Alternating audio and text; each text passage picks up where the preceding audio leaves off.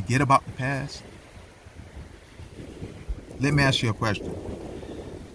How long is long enough to get over this stuff?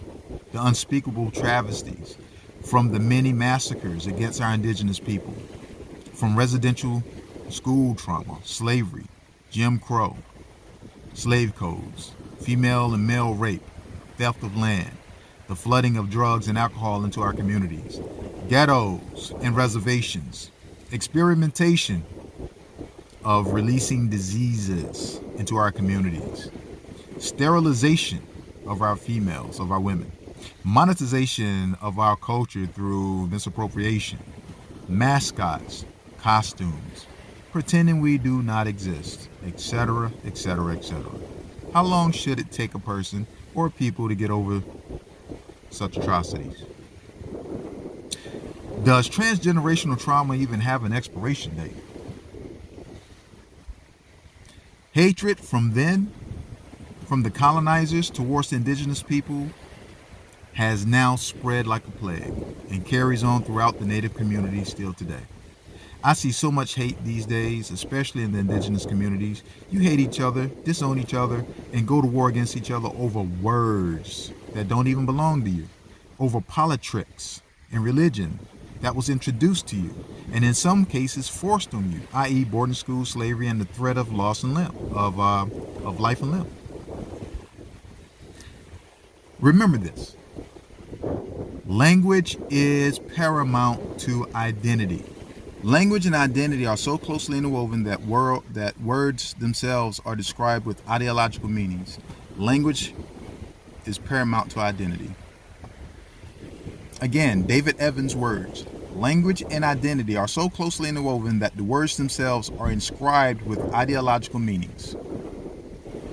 The Europeans, the colonizers, knew that destroying our language was necessary and a most effective way to completely kill the Indian, replacing our native tongue with English or Anglo-ish, and then condemning indigenous beliefs and replacing them with the colonizers' religions and customs and traditions. We did not use words as written symbols until European contact, not the lettered characters we use today. Those are Roman and Germanic. Everything the Europeans did had some type of religious, ritualistic, world domination connotation to it. Even things as simple as words and letters. How do we use letters? We use them to spell. What does it mean to spell? It means to put letters in a sequence, to make a word or words for the purpose of information, communication, influence, or control. The same can be said about the Hollywood magical ideology of enchantment, as in casting a spell, like the show Charm, yielding the ability to control or influence people with something as simple as words. This casting of spells might sound like something from those popular TV shows Charmed or Bewitched, or something from the Sci-Fi Channel. But in reality, if you consider how words can influence your actions and decisions in real life, this person yielding the ability to control or influence someone else could simply be today's modern day salesperson who happens to be a really good salesperson, being really good at their job.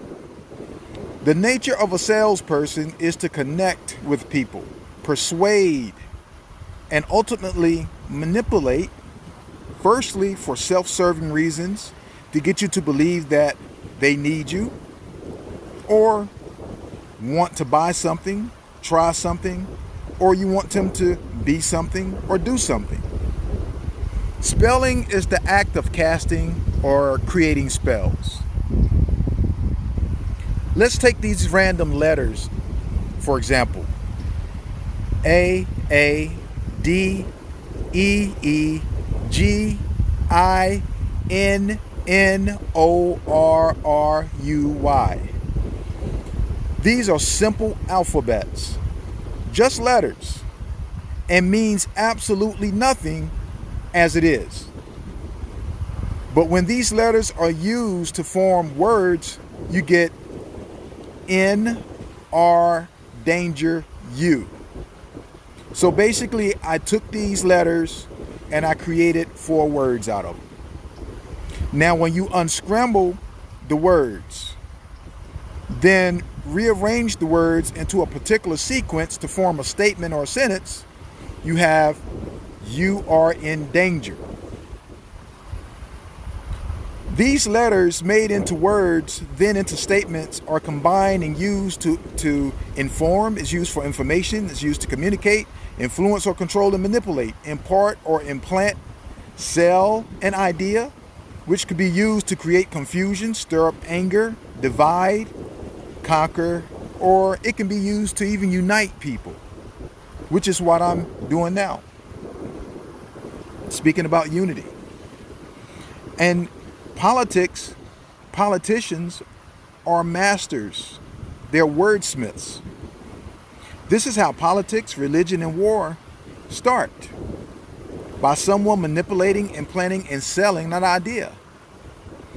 By using seemingly harmless words to express an idea in a way that influences and controls the people. It's just good sales. Sales tactics also include using gestures, posture, body language, with eyes and facial expressions to persuade and manipulate. It's nothing wrong with sales unless you're using it for evil purposes. You'll find this commonly practiced in court. And in court, what do you do in a court?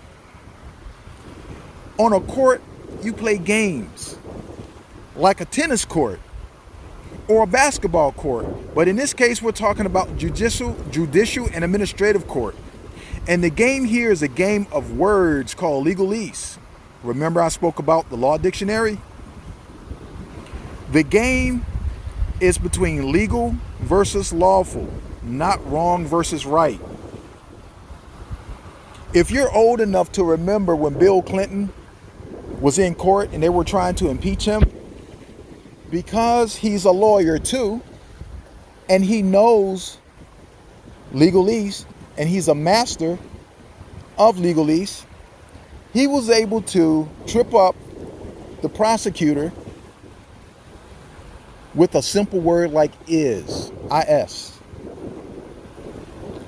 When he told the prosecutor, it depends on what your definition of is. See, this isn't a typical team against team situation, like the Rams versus the team just played in the Super Bowl. Can't even remember. Like a football team. There's a group of lawyers who work for the same firm, and these group of lawyers are called legal team. See, you have teams in the legal profession, and their court is the judicial court. That's where they play the games, with emphasis on the word team here in court. This is a real life game where you are a player in it, whether you know it or not. How many innocent people have been convicted or sentenced to death or life in prison only to have it revealed later that they were innocent through DNA or by other means?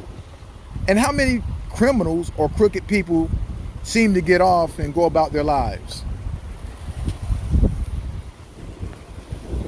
This is because the law isn't wrong and the law isn't right. It just is. The law is the law. I'll say that again. The law isn't wrong or right. It just is. And the victor is the one who is able to cast the superior spell with which they will win the argument, informing, communicating, influencing, controlling, and manipulating the jury and the people in the audience, the spectators. What is required to argue? You ever heard lawyers say argue the case? What's need to argue? Words. You can't argue without words. You can't argue by being silent. You have to use words. And in the case of legal versus lawful, it requires carefully and skillfully crafted, arranged words. See, in the Bible, Proverbs 15, it says, a gentle answer turns away wrath, but a harsh word stirs up anger. The tongue of the wise, that's the legal team, commends knowledge, but the mouth of the fool, that's the ordinary citizen who doesn't know legalese, gushes folly. If you do not understand legal grammar, then you're usually at a disadvantage. We become the fool. We become the fool because we don't know the language when we don't understand how the game is played. I'm going to show you how this game, I'm going to show you some words in the legal language of the sea. The law of the sea, this is a language that the legal profession uses, the law of water. All ships are female according to international law. Men equals manufacture, but women produce the product. The product is the baby. So we're going to talk about man, woman, and child right now. So men manufacture, women produce, and what's produced is the product. The product is the baby. Money is water. Money goes through your hands like water. That's why it's called currency in maritime law. The law of the sea is the law of banking. When a ship pulls into a harbor, she parks at the docks. A ship is usually called she. And when it pulls into the docks equal doctor, and ties off a rope at the dock to hold her in her berth. You hear these words, berth, B-E-R-T-H, and B-I-R-T-H. All captains refer to their ships as she. Your mother was in labor in the delivery room giving birth to you, a product. Any item on that ship must have a certificate of manifest. She, the ship, brought in the products on the water. You were born in water inside your mother, and she is in her birth. Therefore, each item has to have a birth certificate or a certificate of manifest. When your mother gave birth to you, you came through her birth canal. You hear this? Canal. When her water broke. Therefore, you come out as Admiralty Maritime product with a birth certificate of manifest. Because at one moment, you won't hear, but now you are. You manifested. Certificate of manifest. When you are unloading the ship in her berth and you accidentally drop something, what happens? What happens if you break it? You just lost money, right? You can't sell it. So you write it off as a loss. So you have to have a death certificate. And it has to be signed by the doc or the doctor. Because that's where it fell and that's where it broke, at the dock. Doctors or the doc signs the birth, B-I-R-T-H or B-E-R-T-H, certificate and death certificate. The signature area at the bottom right of the birth certificate doesn't say parents, it says informant. Because they are informing the corporation that the new item, TV, or you, just arrived. At the bottom left, it says, the birth certificate is the property of the United States Department of Commerce. Commerce. because your birth certificate is a commercial document in banking law. It's a stock traded on the stock exchange. So as soon as you are born, you are signed over to the state and county bankers. Listen to somebody else break this down. Understanding words is what you really need to start doing. You need to start doing your homework and understanding words. If you put an S in front of words, it becomes swords. And that's what words are. They're cutting. They can cause you great trouble. Humans are word-controlled creatures. So we need to establish what words mean. Again, when we talk about law, there's a Roman maximum in law that says, "For he that would be deceived, let him." Simply meaning, if you are so ignorant as to be deceived, then that's your business, that's your problem.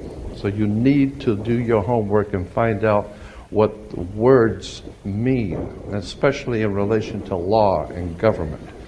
Because there is a world of occultism that is operating today throughout the world, in which you use certain words, and when those words are used in a court, they don't mean the same thing at all. Understanding law and the words of law, there are two things that this planet has: water and earth, water and land. Consequently, there are two kinds of law: the law of the land and the law of water. You've heard the term law of the land, but in point of fact, that's precisely what this word means, law of the land, because it is the people who live on land.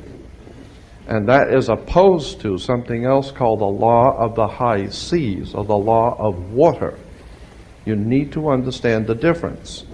The law of the land is the law of the culture that lives on the land.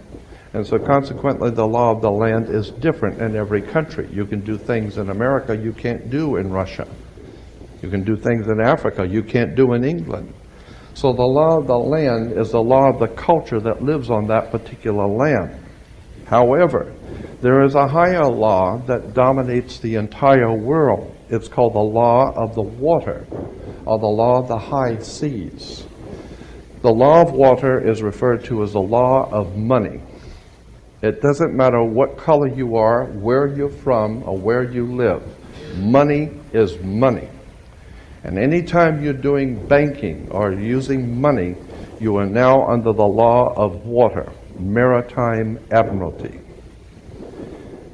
If you go back in history, in ancient history, where all of this began, back in the land of Canaan, and you probably have heard in the Bible, the land of Canaan. The Canaanites were Phoenician bloodline, and in the ancient Phoenician language, Cana meant merchant, banker. The very word merchant comes from mer, M-E-R, for the sea, for water.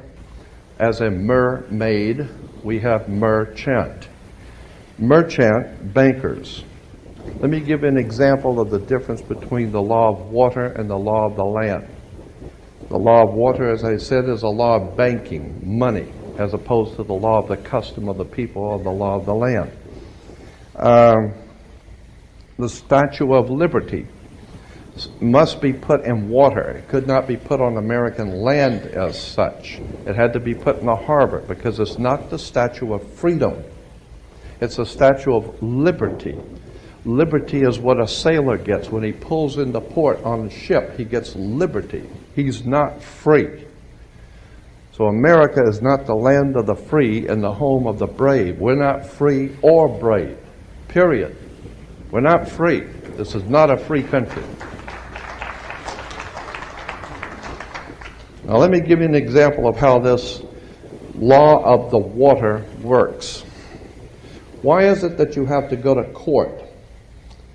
People are always concerned about going to court. You go to court because you play basketball and tennis on a court. How do you play tennis on a court? You play with a racket. Why? 'Cause that's what it is. It's a racket. And make no mistake, they do not pick words by chance. These words are very serious. They do not use words and terms with no avail. These words are very important. When you go into a court, what's the idea of going to court? It's a game, like basketball. The whole idea in a court is to put the ball back in the other guy's court. One team gets up and they throw the ball over to that team of lawyers. That team gets up and throws the ball back into their court. And consequently, it's a ball game. And the judge is wearing a black robe, so he is the referee. The judge is the referee. He doesn't care which side wins or loses because he's going to get paid anyway. So he couldn't care less. He's merely there as a referee, and that's why he wears a black robe. And that's another interesting subject we can get into later. But the judge is a referee between two teams. The judge, that we are told, rules from the bench. The word bench in Latin is a bank. Therefore, the judge rules for the bank. Where do you find banks? You find banks on both sides of a river. They're called river banks. And what does a river bank do? It directs the flow of the current sea. The juice. Consequently, your money is currency because it's the flow, the cash flow. And I'll give you an example of how this works. When a ship pulls into a harbor, all ships are referred to as female. Airships, rocket ships, sailing ships are always female. Why? There's a very good reason. Maritime Admiralty banking law says all ships are female because they're carrying items. They're carrying items for money, and so consequently they are under Maritime Admiralty law. Admiralty is where we get the word admiral, admiral of the Navy. Let me give you an example of how this works. When a ship pulls into harbor, it parks at the dock, and it ties off at the dock. The captain has to provide for the port authorities a certificate of manifest, because yesterday the ship was not here. But this morning the ship pulled in, so it has manifested. So consequently, all the products, the $800 million worth of TVs or Toyotas, have manifested. So each one of those items coming off of that ship has come off of water. And they has come in a ship. And consequently, on a ship, all ships have a captain. The word captain comes from a Latin word capital, money. So the captain represents the money that's on board the ship. And as I said, the captain has to present to the port authorities a certificate of manifest for each and every item. How much does it weigh? What color is it? How many doors does it have? Etc. And consequently, the captain presents a certificate of manifest. The ship is sitting in its berth. Wherever a ship sits when it docks is called its berth. She sits in her berth, berthing a ship. Consequently, all the items, as I said, coming off that ship represent money. They came in on water. They are Maritime Admiralty product. And this is true all over the world. Now, when you were born, your mother's water broke. And when your mother's water broke, you came out.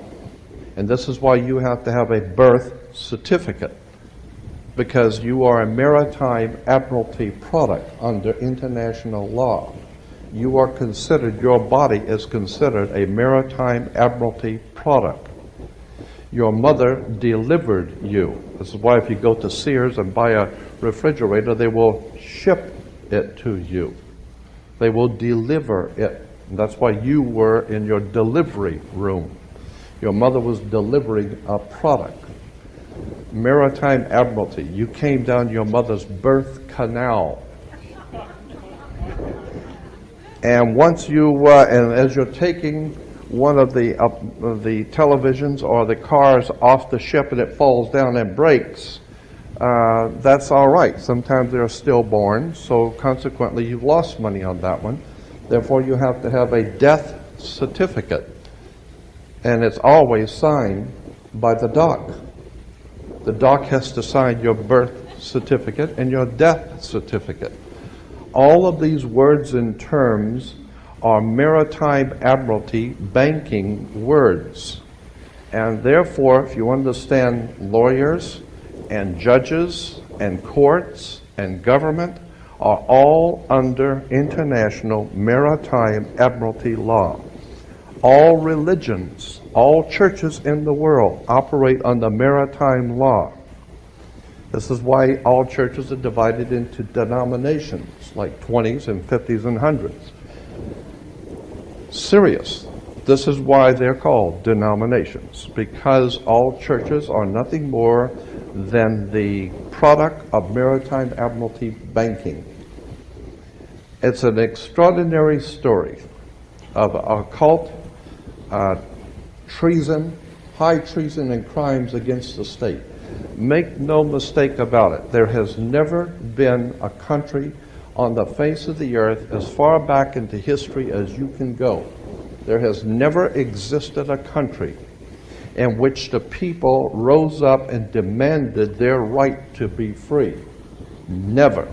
The concept of human, spiritual, intellectual, and physical freedom is a totally have the right to be yourself. And consequently, you need to understand that in one last point I'm going to make before I introduce your speaker, that in 1868 there was a corporation founded. Anyone can incorporate a company. Well, in 1868 there was a company incorporated. And in that particular company, the founders of that company they referred to it as the United States Corporation. And they stipulated that anybody who would be a member of that corporation or work for that corporation would be called not an employee, but a citizen. So today, if you are asked, are you a citizen of the United States, what you think you're being asked is, are you lawfully in this country to do business? That's not lawfully what's being asked. They didn't ask if you're in America lawfully. They ask you a specific question. Are you, of your own volition, out of your own mouth, testifying that you are a citizen of the United States? Because in that way, citizen of the United States means you are an employee of a foreign corporation operating on the international maritime law. So today, the President of the United States is the President of a privately owned company. The company is called United States. And the word president is always a word that is used in corporate law. Banks have presidents. All companies have presidents. So there's a corporation called United States, privately owned, and it has a president. President Bush is not the president of America. President Bush is the president of a privately owned company. Privately owned, out of England. And you need to understand words and terms. Because I believe that there is a divine presence in the universe that men call God, and one day that divine presence is going to move on the earth and we're going to see freedom come back to this world. And when it does, you're going to need to understand words and terms and how they have been. So yes, language is a key, not the key to restoring ourselves to the caretakers we were meant to be. Language is a major key. Our ancestors were blindsided with the European legalese, a legal language of contracts, which is how they got away with making treaties. Because a treaty is nothing but a contract. Today we have the opportunity to learn this and use it. Just don't get caught using it for, like a sovereign citizen or these rogue Moorish splinter groups who are now classified as terrorists, domestic terrorists, because that's the easy way for you to go down a road that you don't need to go down. So I'm not encouraging you to do that at all. What I'm encouraging you to do is just to understand that language has been used to denationalize, to manipulate, and to put us in a subordinate position.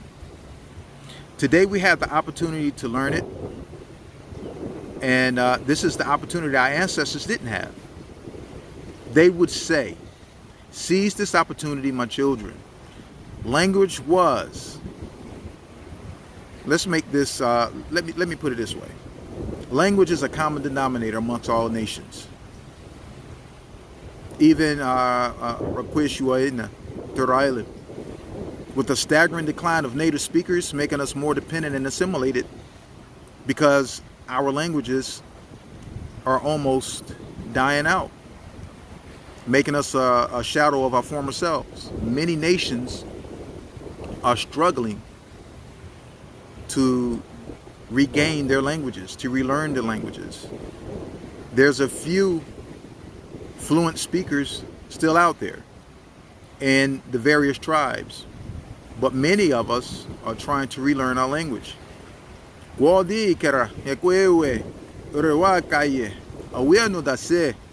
The spirit of the people and the culture is found in the language.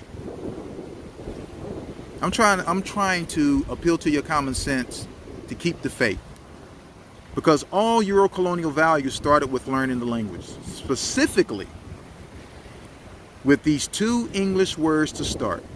The colonizing process. These two words started the colonizing process. Number one, the English word God. And number two, the English word Jesus. Everything else was built off of this. So now let me explain. I am in no way talking against the Creator at all. When I say God and Jesus, listen, we are using English, Anglo-ish. God in the Bible wasn't written God in the original tongue. God, what you see in the many versions, but the most popular, the King James, that's not what the original text said. And Jesus is not in the original text. How do I know? Because I learned how to speak Hebrew. Hebrew akin to Aramaic, Akkadian, Phoenician, the way the scriptures were originally written. So what was God? Well, in the Bible, it's pronounced Elohim. Well, do you know there was many books